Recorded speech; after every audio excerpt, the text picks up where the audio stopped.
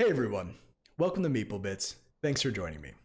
In today's episode of Tabletop Simulator, we're going to go through the two-player worker placement game, Targi.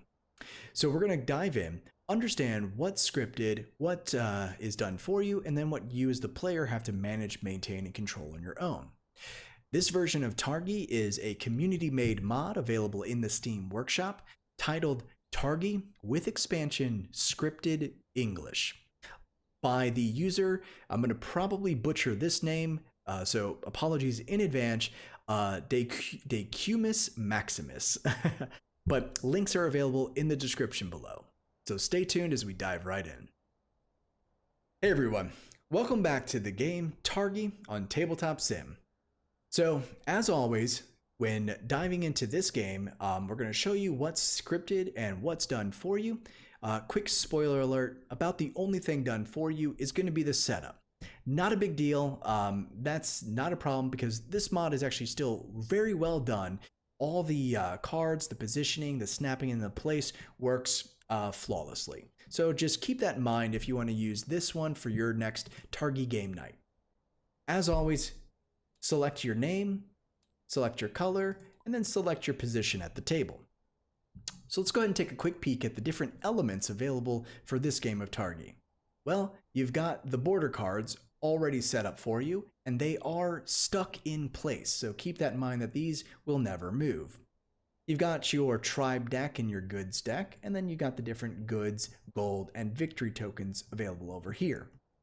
Down in your play area, you've got your starting dates, salt, pepper, and gold, along with your workers and markers and victory points.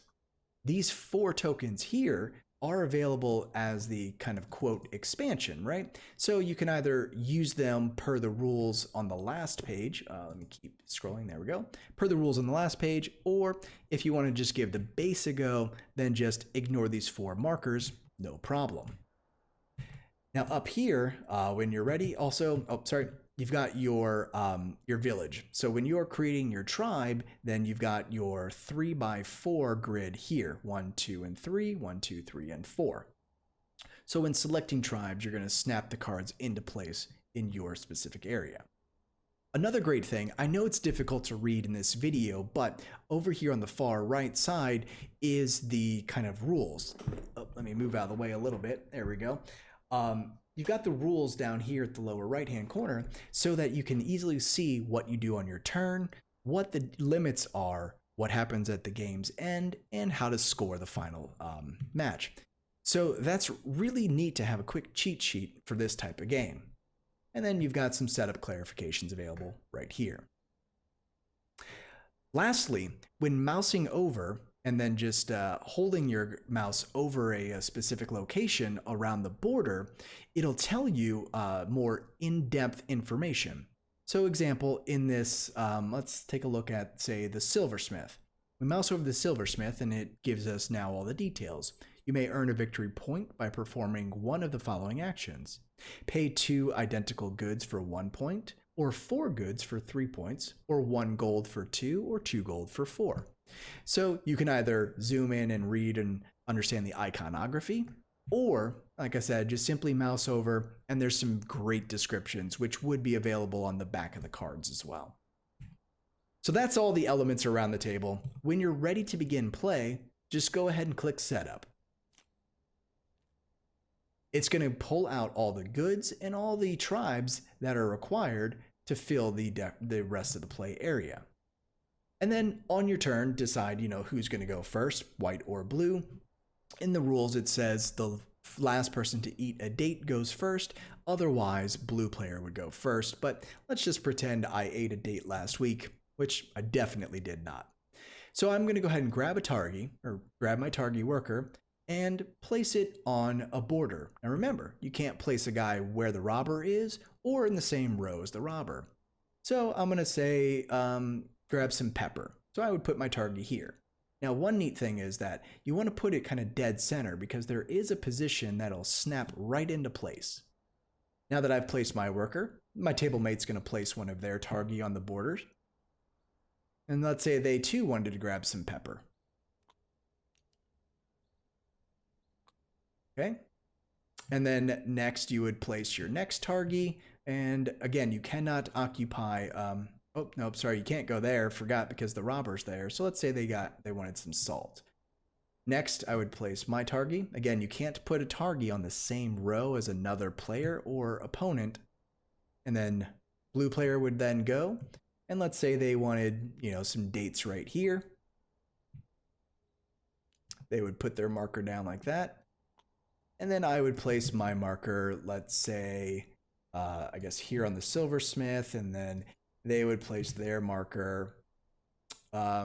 Yeah, limited spots now because, yeah, only one more place for them to really go. I guess let's do the caravan. Once completed, both players then are going to place their markers on the intersecting points, like so. And then once you've placed your markers on their intersections, well, this one doesn't have an intersection, fortunately.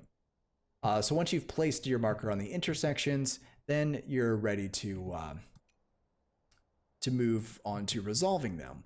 So once you've resolved your cards, oh, nope, we're not going to take a good. This is just going to get flipped, or rather discarded, so that we can then grab the next card available. But anyway, the main thing that's done for you in this version of Targi is the scripted setup. So once you've completed the setup, then you as the player do need to manage and control all the rest of the distribution. So this is a date card. Blue player would then take a date into their hand. And the cool thing is that as you mouse over, it does tell you, even though they're stacked, how many you have. So one by one, just go ahead and simply resolve what's available. And if you've landed on a tribe card, like I did with, say, this one, right, you can pay its cost and then drop it into your section here. So you want to kind of cover up the plus sign, right? So you're not going to kind of put it in between the plus signs, but you want to kind of snap it over the plus sign. So here's your first row, and then let's say, the blue player got this villager, so they would put one here, right? So again, really nicely done, and they snap right into place. But again, endgame scoring, not done for you, so you're going to have to keep track of all the victory points, the modifiers on the cards, and things like that. But otherwise, guys, really solid game and really well done. But if you have any questions about this specific version of Targi, please leave a comment down below. Happy to answer them. If you've enjoyed the content, guys, feel free to leave a like and subscribe. Definitely appreciate the support. And as always, until next time, thanks so much for watching.